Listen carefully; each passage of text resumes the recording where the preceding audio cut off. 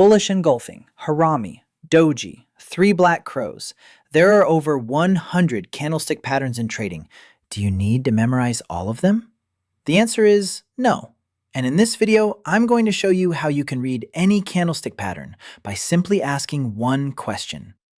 Who is in control of the market at the end of the pattern, buyers or sellers? Let's take a look at this pattern, the bullish engulfing. The first candle shows sellers in control. The second candle shows buyers stepping in aggressively and completely taking over. So, by the end of the pattern, who is in control? Clearly, buyers. That's why this is a bullish candlestick pattern. Simple as that. This is called a bearish engulfing. The first candle shows buyers in control. The second candle shows sellers pushing the price all the way down and taking over. By the end of this pattern, who is in control? Sellers are in control, so this is a bearish candlestick pattern. Now, there's one more layer. Sometimes traders also want to know whether a pattern is a continuation pattern or a reversal pattern. And to answer that, we only need one more question. Who was in control before the pattern appeared? A continuation pattern means the same side stays in control. A reversal pattern means control shifts from one side to the other. So let's go back to the bullish engulfing pattern. Before the pattern appears, price is clearly moving down. That tells us sellers were in control. Then the pattern forms. The first candle is still in line with that bearish move, but the second candle changes the story completely. Buyers step in with strength and take control. So this pattern is not only bullish, it's also a reversal pattern because control shifts from sellers to buyers. Now let's look at the opposite case, the bearish engulfing pattern. Before the pattern appears, price is moving higher, so buyers are in control. The first candle is still in line with that bullish move, but then sellers step in aggressively and completely flip the picture. So by the end of the pattern, sellers are in control. That makes it a bearish pattern. And because it appears after an uptrend and shows control shifting from buyers to sellers, it is also a reversal pattern. The next pattern is the hammer. It has a long lower shadow and a very small body, and we call it a hammer when it appears during a downtrend. First, who was in control before the pattern appeared? Sellers. What does this candle tell us?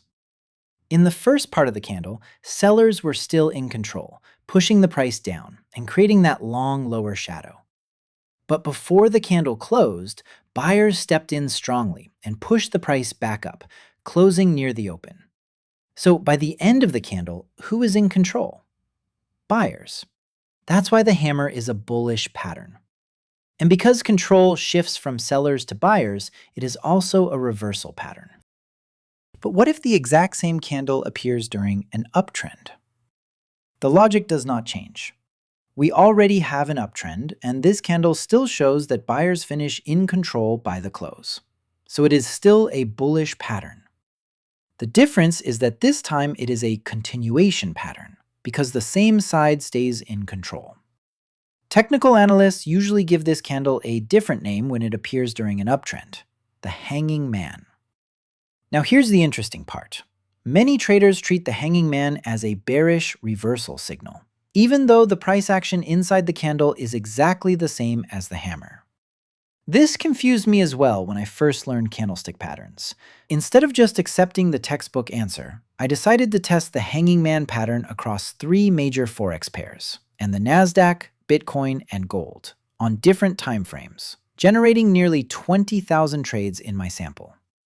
The hanging man behaved as a continuation pattern 53.4% of the time, and as a reversal pattern 46.6% of the time.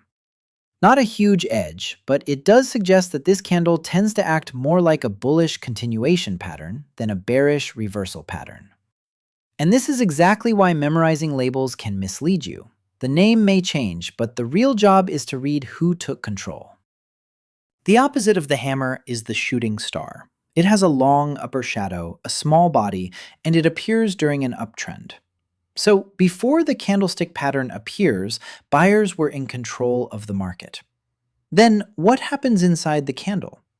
In the first part, buyers were still in control, pushing the price higher and creating that long upper shadow. But then, sellers reacted strongly and pushed the price back down near the open. So, by the end of the candle, who is in control? Sellers. That's why the shooting star is a bearish pattern. And because control shifts from buyers to sellers, it is also a reversal pattern. But what if the exact same candle appears during a downtrend? Technical analysts call that an inverted hammer. Again, the logic is simple. The market is already in a downtrend. Then, buyers try to push the price higher, but sellers step back in and push it back down near the open. So, by the end of the candle, sellers are still in control. That makes this a bearish continuation pattern, despite many traders treating the inverted hammer as a bullish reversal pattern. And once again, the data points in the same direction. In my tests, the inverted hammer behaved as a continuation pattern 54.1% of the time, and as a reversal pattern 45.9% of the time. Again, not a massive edge, but it does support the idea that price action logic often prevails against textbook definitions.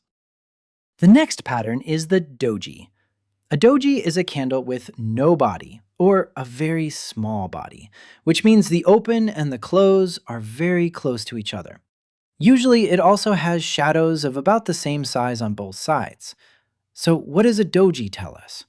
It tells us that there was a battle between buyers and sellers, but by the end of the candle, neither side was able to take clear control.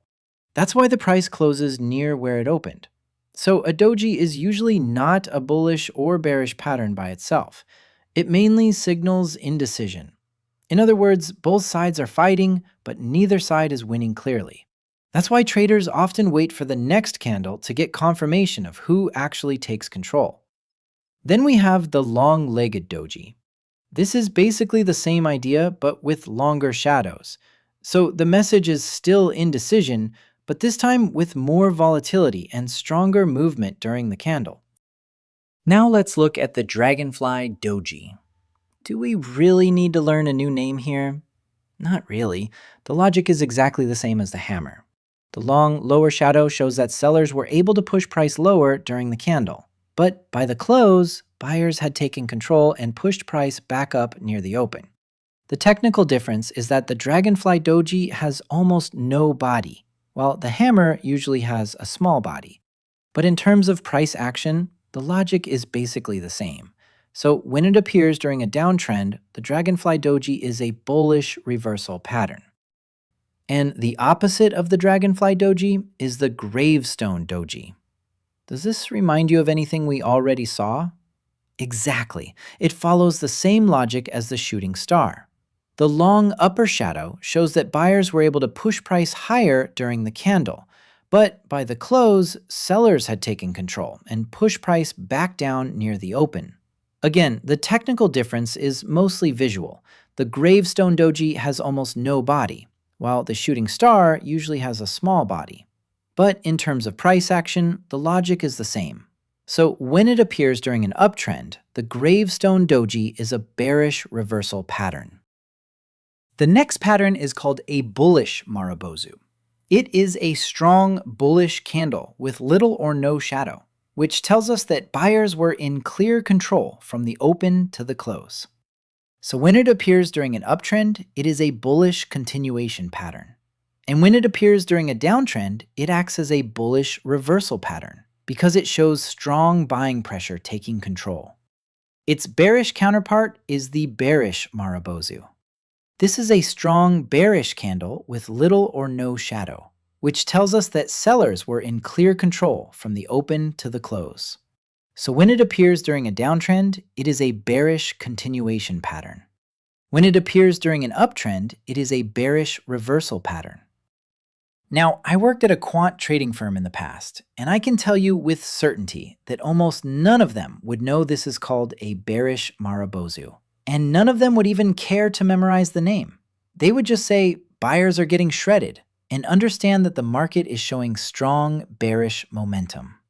So I could keep going with names like Tweezer's Top, Tweezer's Bottom, Abandoned Baby, Three White Soldiers, Three Black Crows, and many more. But at this point, you should already see the bigger idea. You do not need to memorize the names.